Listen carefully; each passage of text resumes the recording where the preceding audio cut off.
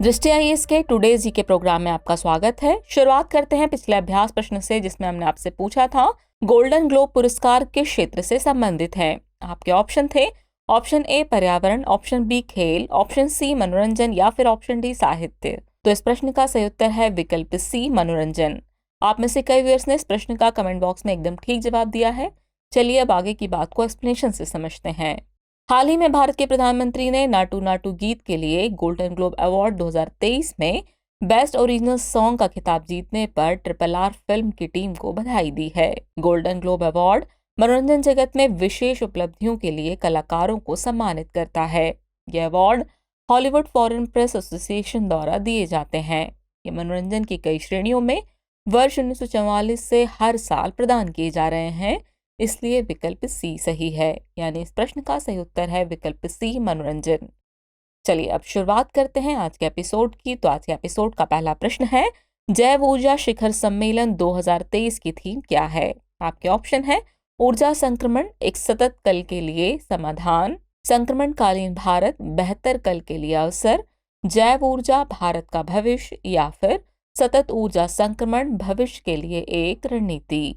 इस प्रश्न का सही उत्तर है विकल्प ए ऊर्जा संक्रमण, एक सतत कल के लिए समाधान। चलिए एक्सप्लेनेशन से आगे की बात को समझते हैं।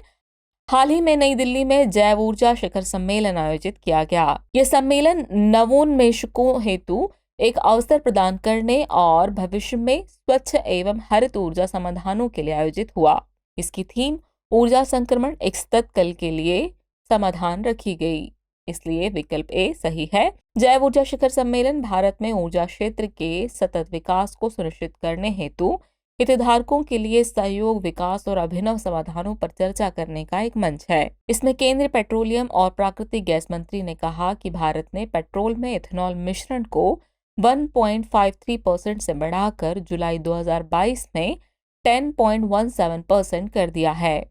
भारत 2025 तक पेट्रोल में 20% इथेनॉल सम्मिश्रण हासिल कर लेगा। साथ ही भारत का लक्ष्य सालाना 4 मीट्रिक टन ग्रीन हाइड्रोजन का उत्पादन करना है। इस तरह इस प्रश्न का सही उत्तर है विकल्प ए ऊर्जा संक्रमण, एक सतत कल के लिए समाधान। अगला प्रश्न है, आधारभूत ढांचे का सिद्धांत किस मामले में विकसित हुआ था। आपके ऑप्शन है Berubari Union case 1960, Kesavananda Bharati case 1973, Indira Sawhney case 1992 या फिर SR बोम्मई केस 1994। तो इस प्रश्न का सही उत्तर है विकल्प बी केशवानंद भारती केस 1973।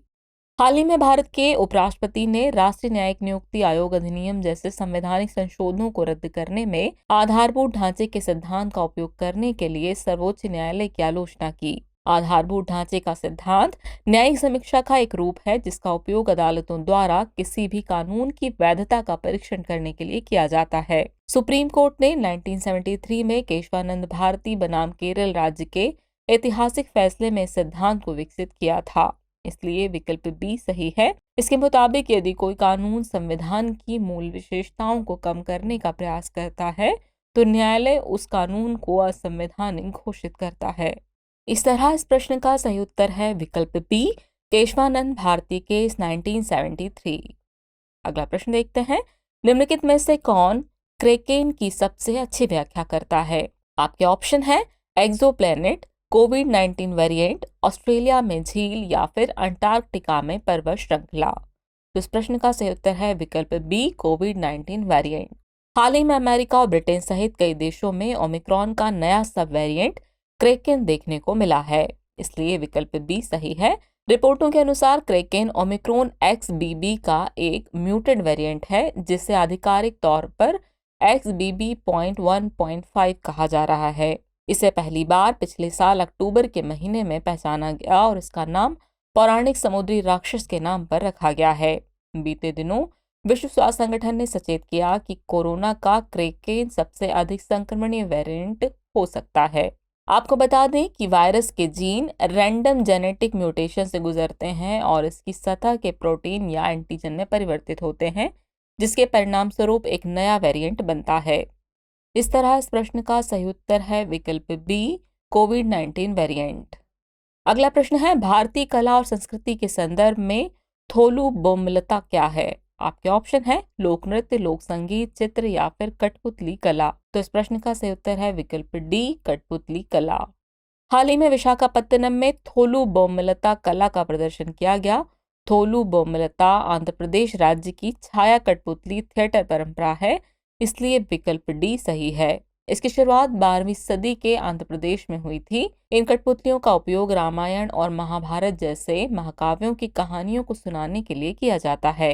इनका उद्देश्य कहानियों के माध्यम से सामाजिक और नैतिक मूल्यों के बारे में जागरूकता फैलाना है। इस तरह इस प्रश्न का सही उत्तर है विकल्प डी, कठपुतली कला। अगला प्रश्न है रेयर अर्थ एलिमेंट्स के संदर्भ में निम्नलिखित कथनों पर विचार कीजिए। कथन 1 है कि 10 धातु तत्वों का एक समूह है। ये कई उच्च तकनीक वाले उपकरणों का एक अनिवार्य हिस्सा होते हैं। उपर्युक्त में से कौन सा या सही कथन सही है या फिर है? आपके ऑप्शन है केवल एक, केवल दो, एक और दो दोनों, और न तो एक न ही दो। तो इस प्रश्न का सही उत्तर है विकल्प बी, केवल दो। हाल ही में स्वीडन में रेयर अर्थ एलिमेंट्स के विशाल भंडार की खोज की गई है। ये यूरोप का सबसे बड़ा रेयर अर्थ एलिमेंट्स भंडार माना जा रहा है। इलेक्ट्रिक वाहनों और पवन टरबाइनों की मांग में अपेक्षित वृद्धि को देखते हुए इसे हरित संक्रमण के लिए महत्वपूर्ण खोज माना जा रहा है। रेयर अर्थ एलिमेंट्स यानी REE 17 धात्विक तत्वों का एक समूह है, इसलिए कथन एक सही नहीं है। इनमें आवर्त सारणी पर 15 लैंथेनाइड्स प्लस स्कैंडियम और यट्रियम शामिल हैं। ये कई उच्च तकनीक वाले उपकरणों का एक अनिवार्य हिस्सा हैं, इसलिए कथन 2 सही है। इसमें हाईटेक उपभोक्ता उत्पाद शामिल हैं, जैसे cellular telephone, computer, hard drive, electric एवं हाइब्रिड वाहन और फ्रेट स्क्रीन मॉनिटर एवं टीवी आदि। इस प्रकार इस प्रश्न का सही उत्तर है विकल्प बी, यानी केवल 2 कथन सही है। चलिए अगला प्रश्न देखते हैं। हाल ही में चर्चित प्रजाति मोनोएडियस एंड्रोवेसी किस क्षेत्र से संबंधित है? आपके ऑप्शन है पश्चिमी घाट, पूर्वी घाट, पश्चिमी हिमालय या फिर पूर्वी हिमालय। तो इस प्रश्न का सही उत्तर है विकल्प ए, पश्चिमी घाट। हाल ही में शोधकर्ताओं ने पश्चिमी घाट में पाई जाने वाली रो बीटल की मोनोएडियस एंड्रोवेसी प्रजाति को फिर से खोजा है। मोनोएडियस एंड्रोवेसी एक जीनस है जिसे रो बीटल के उप परिवार के तहत वर्गीकृत किया गया है।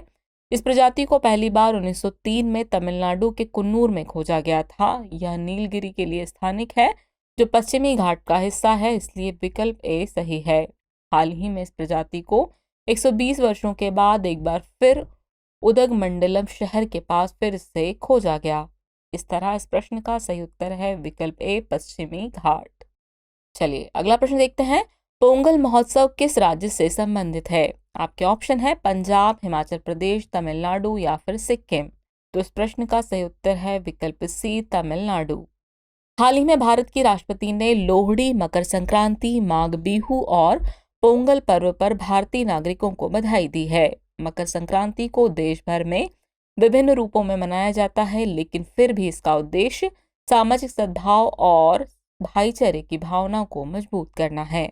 आपको बता दें कि इसी दौरान पोंगल मनाया जाता है, जो तमिल समुदाय का एक फसल उत्सव है।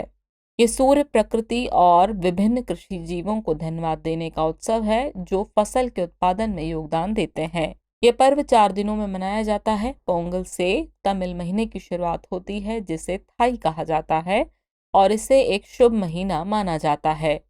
यह आमतौर पर हर साल 14 से 15 जनवरी को पड़ता है, इसलिए विकल्प सी सही है। इस तरह इस प्रश्न का सही उत्तर है विकल्प सी, तमिलनाडु। अगला प्रश्न है भारतीय राष्ट्रीय भुगतान निगम यानी NPCI के संबंध में निम्नलिखित कथनों पर विचार कीजिए। कथन 1 है यह भारतीय रिजर्व बैंक की एक पहल है। कथन 2 है इसे नॉट फॉर प्रॉफिट कंपनी के रूप में शामिल किया गया है। उपर्युक्त में से कौन सा या से कथन सही है या फिर है? आपके ऑप्शन है केवल एक, केवल दो, एक और दो दोनों, और न तो एक न ही दो। तो इस प्रश्न का सही उत्तर है विकल्प सी, एक और दो दोनों, यानी दोनों ही कथन सही हैं। चलिए एक्सप्रेशन आगे की बात को समझते हैं। हाल ही में केंद्रीय मंत्रिमंडल ने रुपए कार्ड और एकीकृत भुगतान इंटरफेस का उपयोग करके भुगतान को बढ़ावा देने के लिए 2600 करोड़ के परिव्यय को मंजूरी दी है। आपको बता दें कि भारतीय राष्ट्रीय भुगतान निगम यानी NPCI भारत में खुदरा भुगतान और निपटान प्रणाली के संचालन के लिए एक अम्ब्रेला संगठन है। ये भारतीय रिजर्व बैंक यानी RBI और भारतीय बैंक संघ यानी IBA की एक पहल है, इसलिए कथन 1 सही है। ये भुगतान और निपटान प्रणाली अधिनियम 2007 के प्रावधानों के तहत कार्यरत है। इसका उद्देश्य भारत में एक मजबूत भुगतान और निपटान बुनियादी ढांचा तैयार करना है। इसे कंपनी अधिनियम 1956 की धारा 25 के प्रावधानों के तहत नॉट फॉर प्रॉफिट कंपनी के रूप में शामिल किया गया है, इसलिए कथन 2 सही है। यानी इस तरह इस प्रश्न का सही उत्तर है विकल्प सी, यानी 1 और 2 दोनों ही कथन सही है। चलिए अब हम पहुंच गए हैं एपिसोड के आखिरी प्रश्न पर। तो आखिरी प्रश्न है, राष्ट्रीय राजधानी क्षेत्र दिल्ली किस संवैधानिक संशोधन अधिनियम द्वारा बनाया गया था? आपके ऑप्शन है 7वां संविधान संशोधन अधिनियम, 8वां संविधान संशोधन अधिनियम, 65वां संविधान संशोधन अधिनियम या फिर 69वां संविधान संशोधन अधिनियम। तो इस प्रश्न का सही उत्तर है विकल्प डी, 69वां संविधान संशोधन अधिनियम। चलिए एक्सप्लेनेशन देखते हैं। राष्ट्रीय राजधानी क्षेत्र दिल्ली में मुख्यमंत्री और उपराज्यपाल के बीच खींचतान काफी लंबे समय से देखी जा रही है।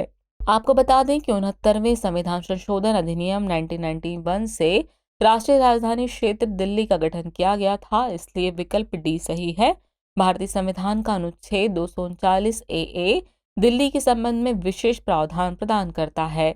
ये राष्ट्रीय राजधानी क्षेत्र दिल्ली के लिए विधानसभा का भी प्रावधान करता है। इसके मुताबिक विधानसभा की सीटें राष्ट्रीय राजधानी क्षेत्र में क्षेत्रीय निर्वाचन क्षेत्रों से सीधे निर्वाचित सदस्यों द्वारा भरी जाएंगी।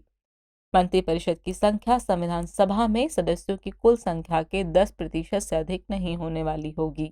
इस तरह इस प्रश्न का सही उत्तर है विकल्प डी, 69वां संविधान संशोधन अधिनियम। चलिए अब आज के एपिसोड का अभ्यास प्रश्न नोट कर लीजिए। भारतीय खाद्य सुरक्षा और मानक प्राधिकरण यानी FSSAI किस विभाग या मंत्रालय के तहत आता है? आपके ऑप्शन है ऑप्शन ए स्वास्थ्य एवं परिवार कल्याण मंत्रालय, ऑप्शन बी खाद्य प्रसंस्करण उद्योग मंत्रालय, ऑप्शन सी रसायन एवं उर्वरक मंत्रालय या फिर ऑप्शन डी जैव प्रौद्योगिकी विभाग। तो व्यूअर्स इस प्रश्न का जवाब कमेंट बॉक्स में देना न भूलें। जल्द ही मिलते हैं नए एपिसोड में नए नए सवालों, उनके नए नए जवाबों और जानकारियों के साथ। तब तक के लिए शुक्रिया।